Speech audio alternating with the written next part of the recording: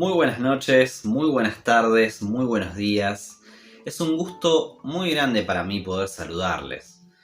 Ya se nos hizo costumbre saludar de esta forma, ya que no sabemos ni quién está viéndonos del otro lado ni cómo, ¿sí? En qué momento, en qué lugar, en qué circunstancia. Pero lo que sí sabemos es que Dios sigue siendo el mismo y Él está con nosotros y su palabra siempre es vida y es eficaz, ¿sí? Siempre llega justo a tiempo cuando la necesitamos. Y a Dios no lo limita nadie, no lo limita ninguna estructura eclesiástica, ni un edificio, ni un traje, ni una plataforma digital como pueden ser las redes sociales, ¿sí? A Dios nada ni nadie lo limita. Yo me imagino que Dios nos está observando día a día en este tiempo, a ver qué estamos haciendo, a ver qué hacemos cuando nos corremos un poco de nuestra área de confort, ¿sí? Dios nos está llamando a una relación personal con Él.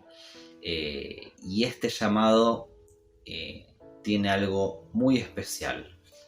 Siempre cuando oímos hablar o vemos las cosas que hace alguna X persona que no está del todo alineado con el testimonio cristiano, de un buen cristiano, siempre se nos viene a memoria un pasaje de la Biblia, un pasaje particular. En este caso es Mateo 12:34, ¿sí? Donde dice que de la abundancia del corazón habla la boca. Interesante, ¿no? Interesante que siempre nos acordemos de eso cuando vemos que a alguien le aflora algo no muy cristiano de adentro, ¿no? ¿Y qué pasa cuando vemos a una persona llena de Dios, llena de palabra de Dios, de revelación, ¿sí? Por decirlo así, de personas que están cumpliendo con la buena voluntad de Dios y uno ve ese testimonio vivo? No se nos viene mucho que digamos este pasaje, ¿sí? Donde el Señor nos muestra que de lo que hay dentro de nosotros es lo que se exterioriza, ¿no? En cambio, elegimos otro versículo con el que elegimos rotular a esas personas que tienen ese desborde espiritual, ese buen testimonio. Y es ese que está en Juan, ¿sí? Juan 7:38, donde más de una vez proclamamos a gran voz: el que cree en mí, como dice la Escritura, de su interior correrán ríos de agua viva. Lo cierto es que ambos pasajes dicen la misma gran verdad, y es que lo que esté en nuestro interior es lo que va a salir, ¿sí? Es lo que saldrá. Y la pregunta es, ¿qué es lo que está en nuestro interior? Y para entender un poco más, vayamos al principio de nuestra relación con Dios. ¿Y ese principio cuál es? Ese principio es el creer, ¿sí? Si tuvieran fe tan pequeña como un grano de mostaza, dice Mateo 17:20, podría decirle a esta montaña: trasládate de aquí para allá, y esa montaña se trasladaría. Es decir, le decimos a una montaña: movete para allá, y la montaña se movería. Y termina diciendo: para ustedes nada sería imposible. Y los invito a que pensemos solo un poco en esta declaración. Si tuvieran fe tan pequeña como un grano de mostaza, tan pequeña. Siempre me causó gracia ver cómo la gente se desespera en comprobar físicamente las analogías bíblicas. Se desesperan en comprobar físicamente las cosas, ¿no? Se ponen a buscar en internet cuánto sería el cambio de hoy un denario, o buscarían, no sé, si está disponible la madera de acacia, eh, o el alabastro. Y siempre me causó gracia, pero bueno, hoy me tocó a mí. Y me río, me causa gracia, porque estuve googleando, buscando cómo era una semilla de mostaza. Y cuando la encontré me llevé una sorpresa, ¿no? La miré tan chiquitita, tan insignificante que entraba en un dedo. Y lo miré y dije, ¿qué? Está pequeña. Y bueno, alguien del otro lado podrá decir, bueno, hablamos de una semilla y sí, es pequeña. Pero al verlo, cuando esto trasciende lo que pensamos, lo que conocemos, lo que alguna vez vimos, esa conexión con la realidad, cuando algo es tangible, con lo que se puede ver, con lo que se puede tocar, es loquísimo, es muy impactante. Y es muy impactante que Dios te esté hablando y que vos físicamente puedas comprobar lo que Dios te dice, ¿no? Y al ver este pequeño grano, ¿sí? Yo lo digo, no pude adquirir mostaza en grano, pero sí, por el tamaño, por lo que se ve, pude tratar de compararlo con algo que tenía a mano, que era un grano de pimienta, ¿sí? Un poco más común para nosotros. Y aún así el grano de pimienta parece ser un poco más grande que el grano de mostaza. Entonces yo digo, Dios me está mostrando que si mi fe fuera pequeña como un grano de mostaza, y yo digo, si una fe pequeña como un grano de mostaza puede hacer que una montaña se mueva, ¿qué queda de mi fe? Mi fe es muy, pero muy escasa. A menos que, bueno, alguien ande por ahí moviendo montañas de acá para allá, pero bueno, todavía no me enteré. Y bueno, ¿a qué voy con esto? Fe. Fe que mueve montañas. ¿De dónde sale la fe? ¿Qué pregunta? ¿De dónde sale esa capacidad de poder creer?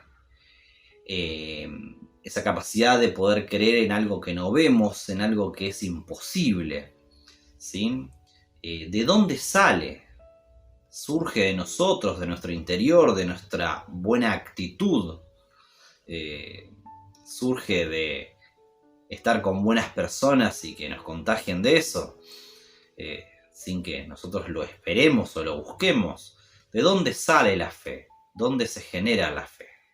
Y los invito a ir a Romanos, ¿sí? Donde está la respuesta a nuestra pregunta, ¿sí? Romanos 10:17 dice: la fe es por el oír, y el oír por la palabra de Dios.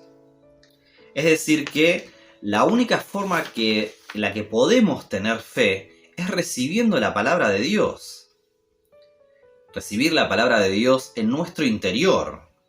Alimentarnos de la palabra de Dios. Acompáñenme a Juan 6, del 25 al 35. Acá hay algo muy interesante. Y hallándole al otro lado del mar, le dijeron: Rabí, ¿cuándo llegaste acá? Jesús respondió y les dijo: de cierto os digo, que me buscáis, no porque habéis visto las señales, sino porque comisteis el pan y os saciasteis. Trabajad no por la comida que perece, sino por la comida que a vida eterna pertenece, la cual el Hijo del Hombre os dará, porque a éste señaló Dios el Padre. Entonces le dijeron: ¿qué debemos hacer para poner en práctica las obras de Dios? Respondió Jesús y les dijo: esta es la obra de Dios, que creáis en el que Él ha enviado.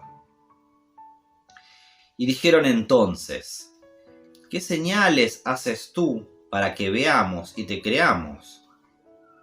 ¿Qué obra haces? Nuestros padres comieron del maná en el desierto, como está escrito: pan del cielo les dio de comer. Y Jesús les dijo: de cierto os digo, no os dio Moisés el pan del cielo, mas mi Padre os da el verdadero pan del cielo. Porque el pan de Dios es aquel que descendió del cielo y da vida al mundo. Y le dijeron: Señor, danos siempre este pan. Jesús les dijo: yo soy el pan de vida. El que a mí viene nunca tendrá hambre, y el que en mí cree no tendrá sed jamás.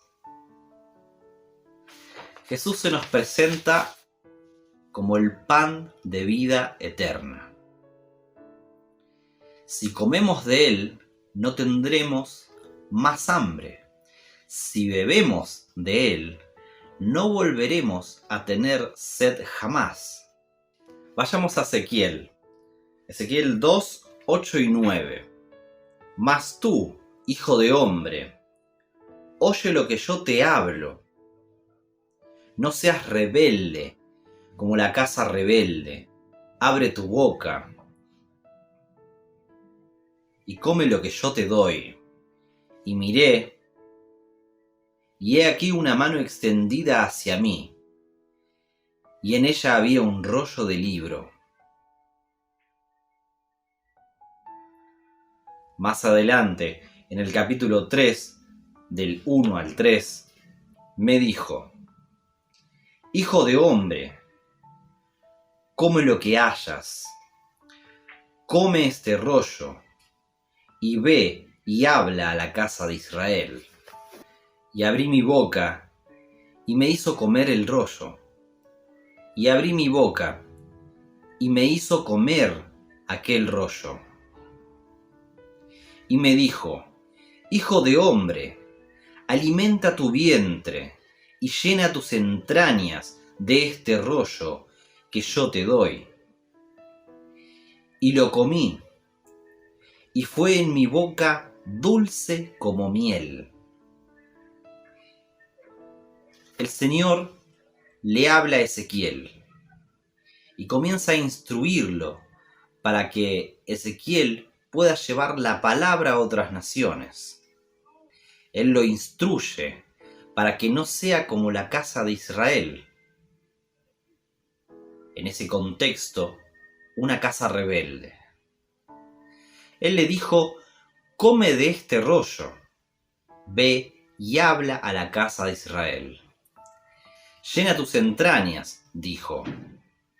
Él quería que se llene de su palabra. Y esto nos muestra que Dios quiere que nos llenemos de su palabra. Pero no es un llenar por llenar, no es algo teológico, no es un campeonato de quién se sabe más la Biblia, de quién puede ordenar el Pentateuco al derecho y al revés. Tiene que ver con un comer real de la palabra de Dios.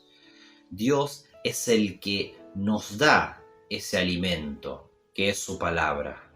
Él es el que pone esa comida espiritual en nuestra boca cuando nos acercamos y vamos a Él. Él nos quiere llenar.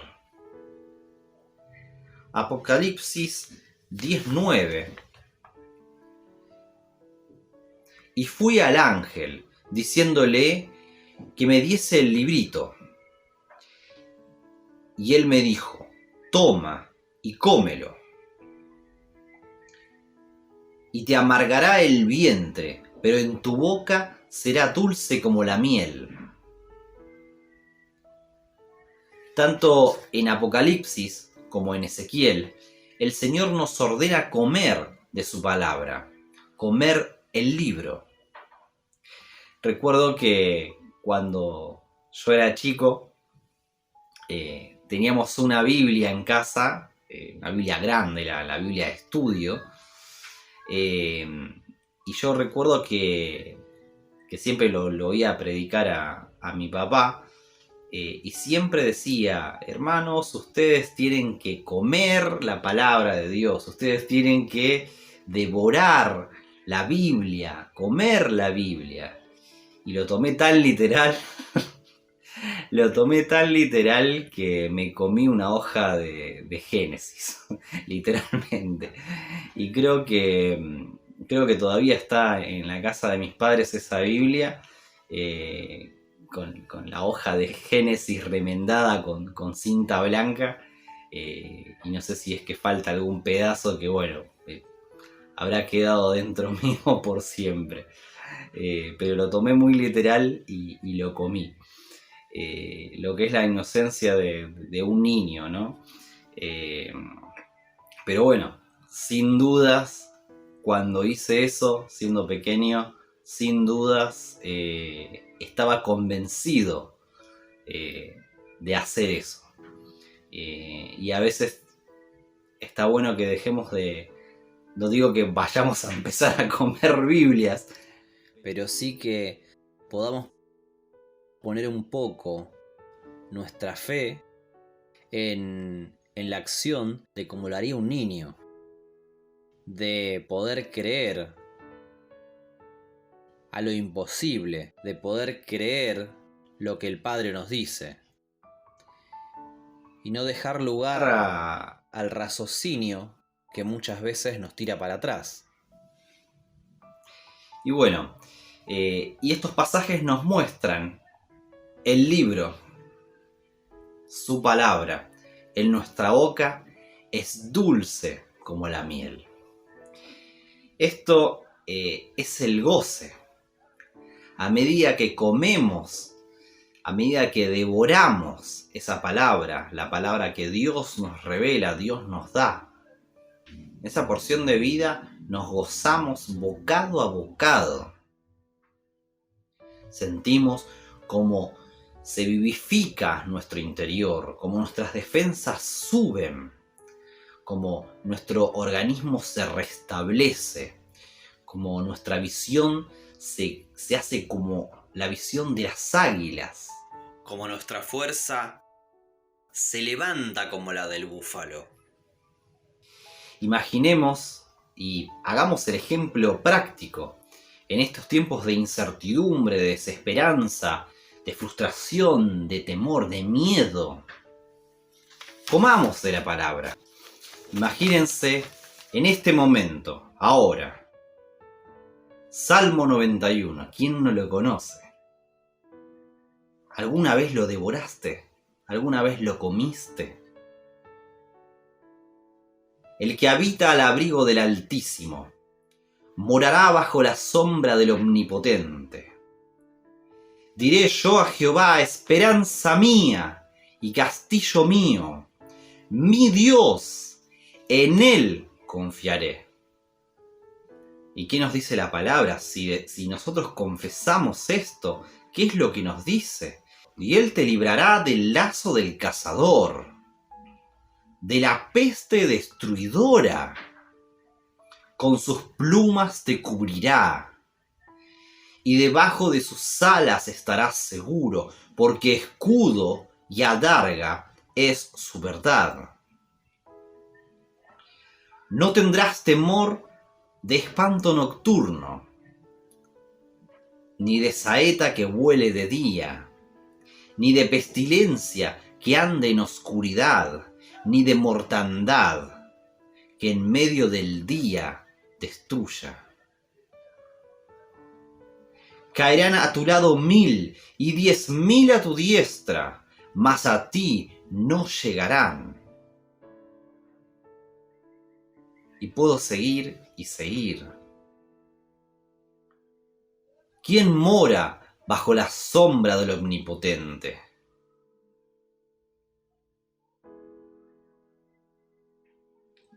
¿Quién corre bajo el abrigo del Altísimo? ¿Qué es lo que sucede cuando lo hacemos? ¿Qué es lo que sucede cuando corremos bajo el abrigo del Altísimo? ¿Alguna vez se lo puso a pensar? Y creo que nos empezamos a dar cuenta que cuando proclamamos la palabra, cuando la hacemos personal dentro de nosotros, esa palabra se hace real. Porque esa palabra es vida y lleva vida a nuestro interior. Y lo que sucede en nuestro interior replica en el mundo natural, replica en lo exterior. Pero esto no es algo motivacional. No es solo comer de la palabra y sentirnos mejor por un momento sí, un momento no. Solamente cuando lo necesito, cuando estoy bajoneado. El Señor no nos llama a tomar un analgésico espiritual. La palabra de Dios no es un paracetamol, no es un ibuprofeno que nos hace salir del momento. La palabra de Dios es vida. La palabra de Dios vivifica. En Apocalipsis dice algo muy interesante. Dice, ciertamente te amargará el vientre. Y acá viene la clave.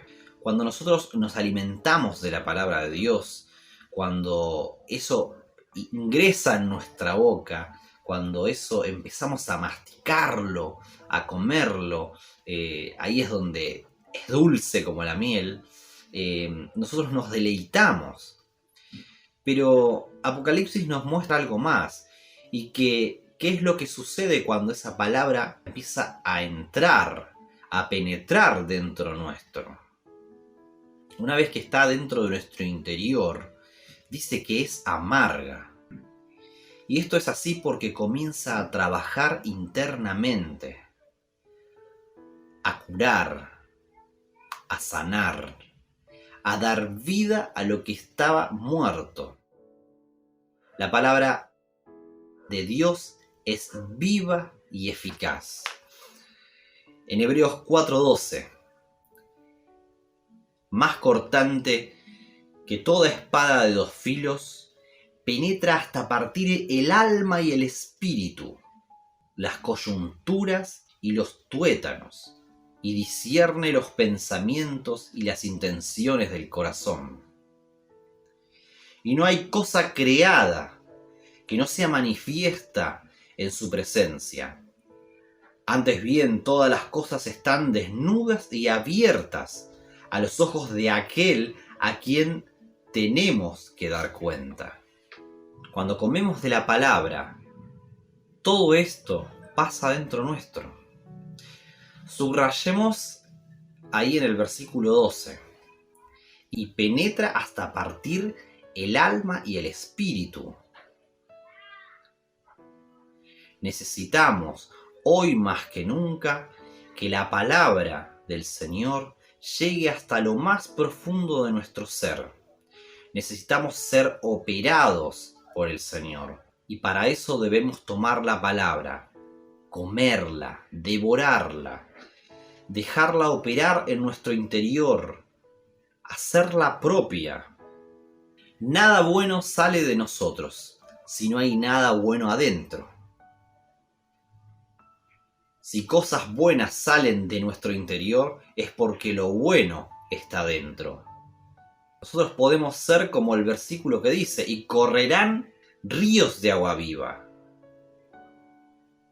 Pero también pueden correr ríos de agua no tan viva, o ríos de agua sucia, o ríos de agua contaminada.